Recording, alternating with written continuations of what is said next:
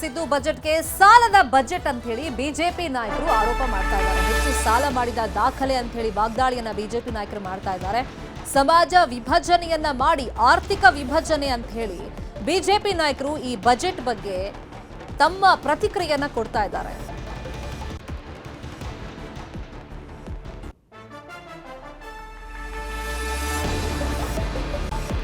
Siddaramaiah budget ಬಗ್ಗೆ ವಿಪಕ್ಷ ನಾಯಕರು ಏನೇನು ಹೇಳಿದ್ದಾರೆ, ಬಿಜೆಪಿ ನಾಯಕರು ಏನೇನು ಪ್ರತಿಕ್ರಿಯೆ ಕೊಟ್ಟಿದ್ದಾರೆ ನೋಡು. ಕೇಂದ್ರ ಸರ್ಕಾರ 3,500 ಕೋಟಿ ಅವರ ಆಯವ್ಯಯ ಘೋಷಣೆ ಮಾಡಿದ್ದಾರೆ. ಘೋಷಣೆನೇ ಮಾಡಿಲ್ಲ.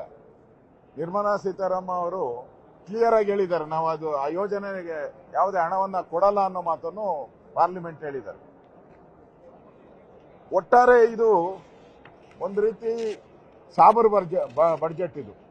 ಮತ್ತೆ ಕರ್ನಾಟಕದ ಇತಿಹಾಸದಲ್ಲೇ ಹೈಯೆಸ್ಟ್ ಸಾಲ ಮಾಡಿರುವಂತ ಮುಖ್ಯಮಂತ್ರಿ ಒಂದೇ ವರ್ಷದಲ್ಲಿ 1,16,170 ಕೋಟಿ ಸಾಲ ಮಾಡಿದ್ದಾರೆ. 1,16,170 ಕೋಟಿ ಸಾಲ, 1 ಲಕ್ಷ ಕೋಟಿನ ಅದಕ್ಕಿಂತ ಹೆಚ್ಚು ಸಾಲ ಮಾಡಿದಂತ ರೆಕಾರ್ಡ್ ಮುಖ್ಯಮಂತ್ರಿ. ಒಂದು ರೆಕಾರ್ಡ್ ಮಾಡಿದಾರಲ್ಲ, ರೆಕಾರ್ಡ್ ಮುಖ್ಯಮಂತ್ರಿ. ಆಮೇಲೆ ಇವತ್ತು ಸಿದ್ದರಾಮಯ್ಯನವರು ಏನು ಅತಿ ಹೆಚ್ಚು ಬಜೆಟ್ ಅನ್ನು ಮಂಡನೆ ಮಾಡಿದಂತ ಖ್ಯಾತಿಗೊಳಗಾಗಿದ್ದಾರೆ. ಆದರೆ ದುರ್ದೈವ ಏನಂದ್ರೆ ಈ ಬಜೆಟ್ ಕೇವಲ ಜಮೀರ್ ಅಹ್ಮದ್ ಖಾನ್ ಮುಸ್ಲಿಮರ ಬಜೆಟ್ ಆಗಿ ಇದೇನು ಪಾಕಿಸ್ತಾನದ ಬಜೆಟ್ ಅಥವಾ ಕರ್ನಾಟಕ ಬಜೆಟ್ ಅಂತ ಹೇಳಿ ಒಂದು ಕ್ವಶನ್ ಮಾರ್ಕ್ ಇದೆ.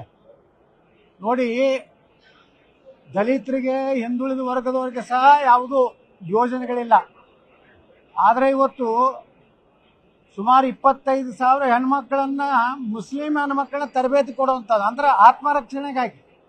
ಅದು ಕರ್ನಾಟಕದಲ್ಲಿ ಅವ್ರನ್ನ ಆತ್ಮರಕ್ಷಣೆ ಶಿಕ್ಷಣ ಕೊಟ್ಟು ಕೋಮು ಗಲಭೆ ಎಬ್ಬಿಸುವಂತ ಒಂದು ವ್ಯವಸ್ಥೆಯನ್ನು ಸಿದ್ದರಾಮಯ್ಯ ಮಾಡಿದ್ದಾರೆ.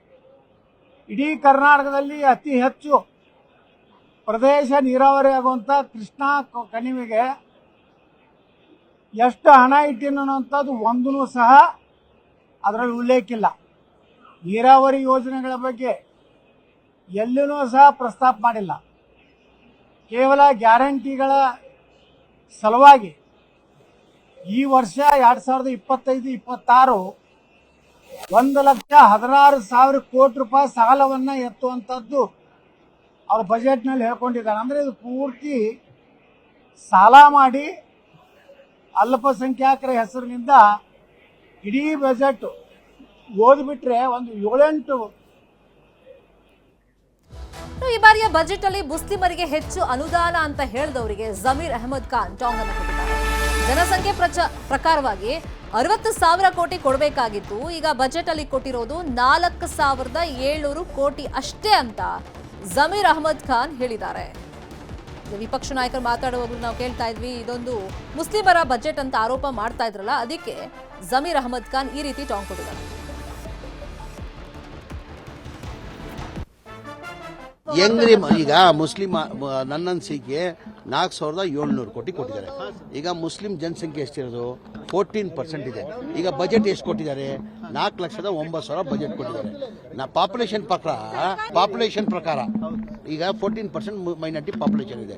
14% ಪಾಪ್ಯುಲೇಷನ್ ಪ್ರಕಾರ ಈಗ 4,09,000 ಕೋಟಿ ಬಜೆಟ್ ಕೊಟ್ಟಿರೋದು.